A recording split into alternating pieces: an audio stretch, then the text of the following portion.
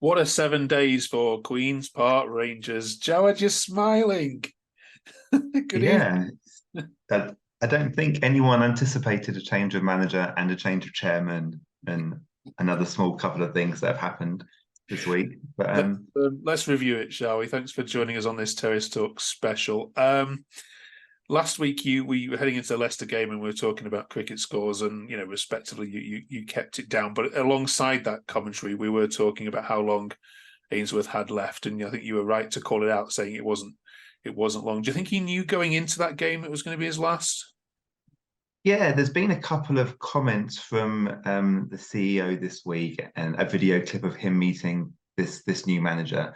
Just a couple of things make me think this has been lined up for a while, and they were waiting for the end of the Swedish football season to come. So I kind of feel that everyone at the club must have had a good inkling that it was going to happen sooner rather than later.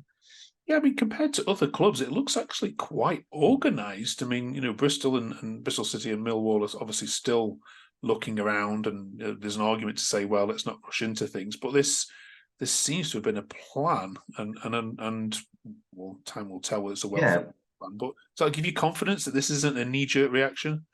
by all accounts, they interviewed him. I think when Michael Beale left.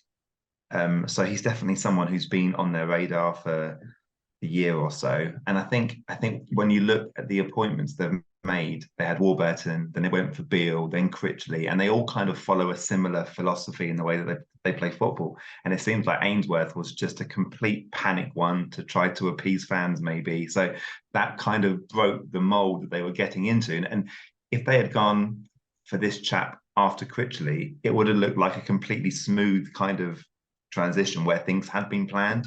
So the Ainsworth one threw it a little bit, I think. But yeah, I think he's definitely been on their radar. He's definitely been interested in coming to an English club.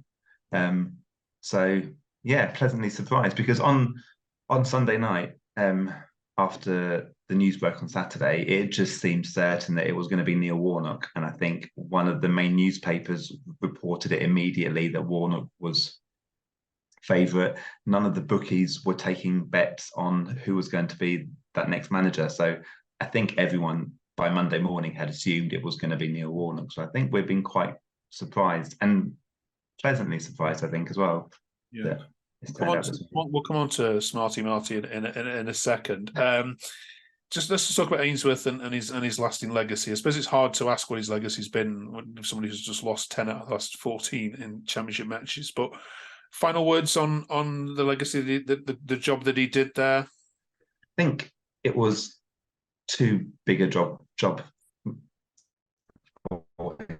him, basically. And I think the fact that two or three of the best players in the squad would completely go against how he plays football, I think it added a bit of confusion to how he wanted to play because he clearly had to play Ilias Chair. The fans wanted him to play Chris Willock, so he kind of had to compromise a bit without changing the style, if that makes sense. So I think maybe, listen, he kept us up last season. Who knows if Critchley could have done that if they had appointed somebody else, if we could have finished higher. So he's definitely not left them in a better position, but they're still a championship club, and I think we've got time now to kind of maybe just get enough points on board this season to keep our heads above water, hopefully. Yeah, I still love him, and I think the comments from the chief executive today about what a honourable person he is, how honest he is, how hardworking he is. I don't think he could have done any more. yeah. I just think it was the wrong job for him, basically. Yeah, there was a comment I saw on Twitter or X that says something like, we've finally got rid of the cheerleader and we've got a tactician now." And I suppose that goes in line with perhaps some of the frustration around his post-match comments are all around, well, it's about mentality, and he spoke a good game, but on the pitch that didn't deliver. Yeah. I think a lot of fans by the end were just sick and tired of the interviews that he was giving, and he gave out mixed messages. So one week he would say, this is going to be a good season, and the next week he'll be saying we've just got to keep our heads above that line. And it was kind of a little bit confusing to hear. And I don't ever think he lost the players. I think the performance against Leicester was decent enough. They tried hard enough. I just don't think they ever bought into his way of playing. And I think there's a difference between the two, if that makes sense. Yeah. Okay. Yeah, and this and the manager coming in now. I mean, this is a squad who, I mean, a lot of them, not all, were under Beale when you're in the playoff places sort of a year ago. Were there, aren't they? This is a squad who can certainly is too good to go down. And is it not a case that the new manager coming in just needs to start getting a tune out of Willock and Chair and others? Yeah, I think clearly his objective is going to be to get those two playing together, how they were playing under Beale, how they played under Warburton at times as well. And I think if he can achieve that, especially at home, we'll pick up enough points. My only concern is that the style couldn't be any different from what they've been used to. It's quite a big change, and it's going to be they're going to have to hit the ground running at the weekend.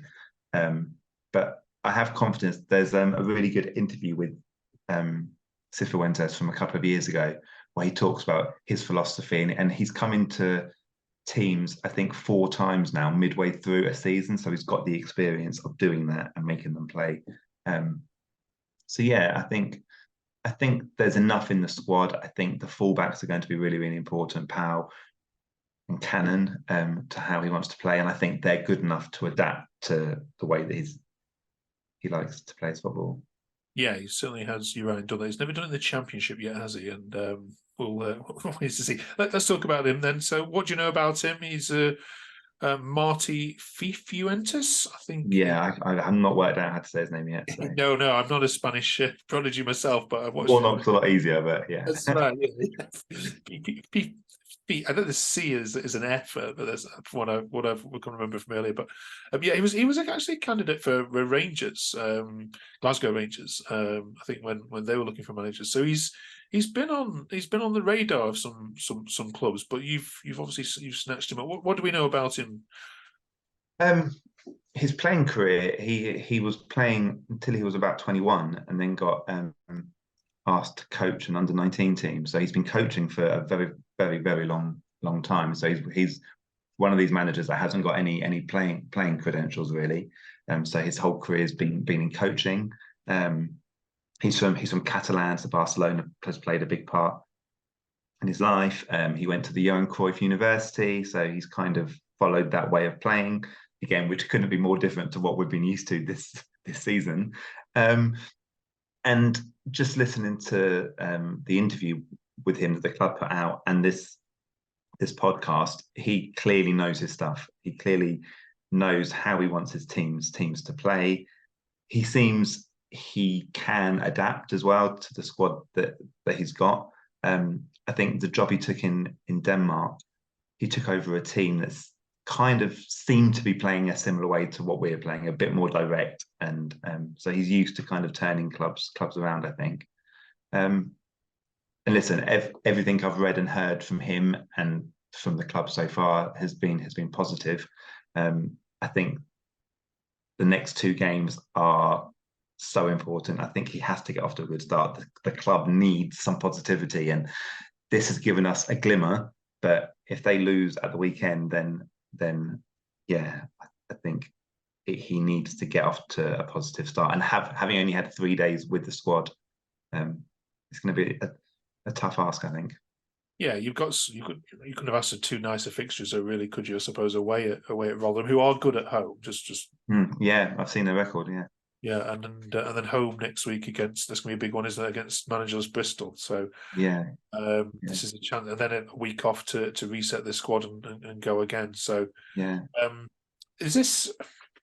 I'm trying to compare the kind of the Terrace's reaction to this when they first heard about it versus what you're going to get with Warnock, don't you? He's going to come in. He's not going to be long term, but he'll save you. He'll keep you up.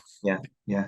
This is a risk compared to that, or are you more excited with this announcement than you would have been over a Neil Warnock one midweek? I think I'm much more excited about this one, but I think I would have felt more secure if it had been Warnock. And I'm actually quite pleased the club went down this route. I think, like you said, there was enough in that squad for somebody to come in and get them winning games. And I think on Sunday night, I think a lot of the fans were taken by Neil Warnock, and I would say the majority, that would have been their first choice. But again, having heard from him and read some interviews with him, I think most fans are fully on board with the route that the club have gone down. So exciting times ahead. We'll be watching QPR in January play like Barcelona with Cruyff turns and silky. Yeah, tiki taka from the back. Yeah. It can't be any worse. Let's put it that way. So I think that absolutely goes without saying. Listen, Jawad, thanks for joining us. We're going to preview your game this weekend against Rotherham in another video. So in our regular podcast as well. So we'll join you for that later, and I'll put the link in the comments below. But if you can comment below, QPR fans, on whether you believe this is the right call, or do you believe Warnock should have gone or should the club have gone away with Warnock? Be interested in your comments, and of course, Jawad will be happily reply to all. Thank you, Jawad. We'll see you in our preview video of the Rotherham game. Yeah, Cheers. look forward to it. Thank you.